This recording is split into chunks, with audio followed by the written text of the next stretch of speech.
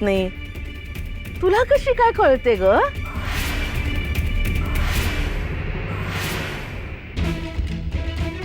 मैत्रीण मालकीणबाई, माझी ना लहानपणी एक मैत्रीण होती. तिलाही बोलता यायचं नाही हो. मग तिच्या बरोबर राहून राहून मलाही सवय झाली, म्हणून कळतं मला. हा, त्या मैत्रिणीचं नाव छपरी होतं का? नाही, ही झिपरी ती छपरी.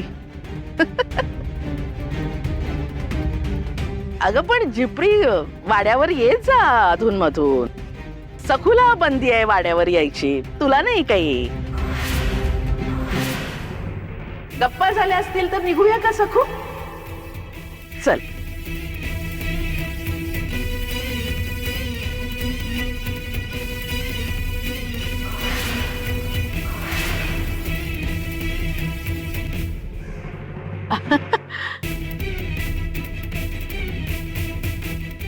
अगं सवयीनं सखू म्हटलं.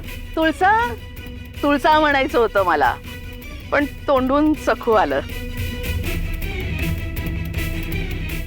चल अगं, निघायचंय ना, घरी खूप काम आहेत. चल.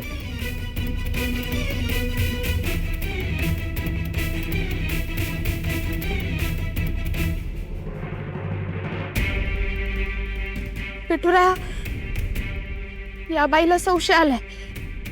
सखुताई वाघिणीच्या गुहेत निघालीये.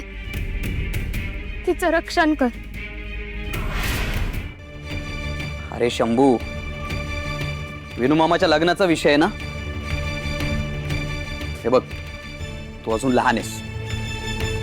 तू का पडतोयस यात? अरे पण दिगू मामा, तुळसा मावशीला विनू मामाशी नाही, तुझ्याशी लग्न करायचंय.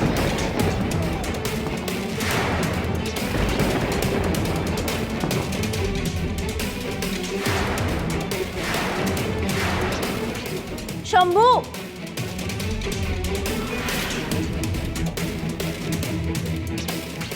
काही काय बोलतोयस? त्या तुळसाने सांगितलं तुला असं बोलायला? छे, ती कुठे काय बोलते? मीच हुशार आहे, मीच ओळखले. शंभू, मी म्हंटल ना तुला यात पडू नकोस म्हणून. जा बरं खेळायला. आणि ऐक, आता बोललास ते बोललास, पण बाकी कुठे असं वायात बोलू नकोस. जा.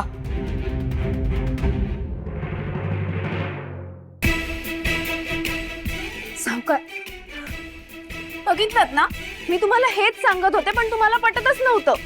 आता नखा एवढा शंभू सुद्धा तेच बोलतोय. त्या तुळसाची तुमच्यावर नजर आहे. काल रात्री सुद्धा आपल्या अंगणातलं बोलणं तिने ऐकलं असणार, म्हणूनच रडायचा खांगावा करत होती ती. मी आता शंभूला काय म्हंटल, तू ऐकलं नाहीस का? वाह्यात हा विषयच माझ्यासाठी वाह्यात आहे. तुम्हाला सगळ्यांना ना खूळ लागलाय. नको तो विषय चगळत बसतात. मला या असल्या गोष्टीत ना अजिबात रस नाही. मला पिढीवर काम आहे.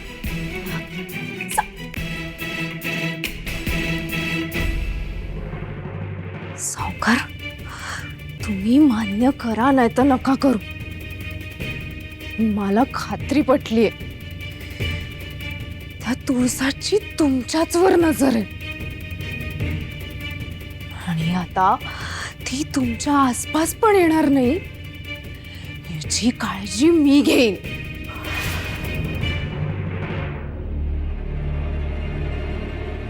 सखू, ओ मालकीणबाई, काही हवंय का? बघ, आज सकाळपासून दोनदा सखूचं नाव घेतलं ना.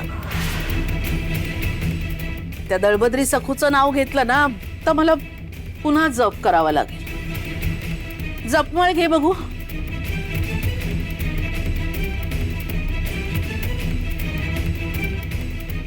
हे घ्या. बरोबर पकडली गेलीस.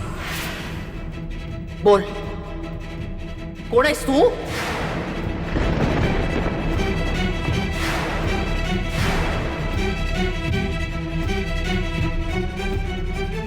जपमाळ कुठे असते हे तुला कसं समजलं? हे घर नवीन आहे ना तुझ्यासाठी. सवयीची असल्यासारखी काढून दिलीस.